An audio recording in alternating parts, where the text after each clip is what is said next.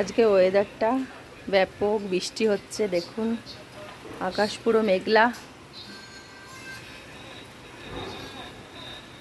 দেখুন ওখানে জল জমে গেছে, মাঠটায় রাস্তায় জল জমে গেছে।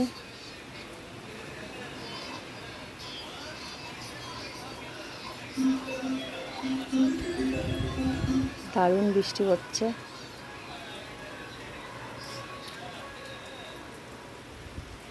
এই ওয়েদারে একটু খিচুড়িই ভালো লাগে, তাই না? অন্য কিছু ভালো লাগে না। তো বাজারে গেছিল আপনাদের দাদা, বাজারে কিচ্ছু পাইনি, তাই এসে বললো যে খিচুড়িটাই করো।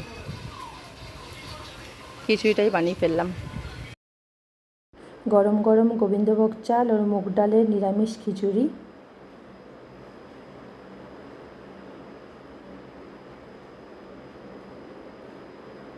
আর পাঁপড় ভাজা, সাবুর পাঁপড় ভাজা, গোল গোল করে আলু ভাজা। এইটুকুই করলাম আজকে।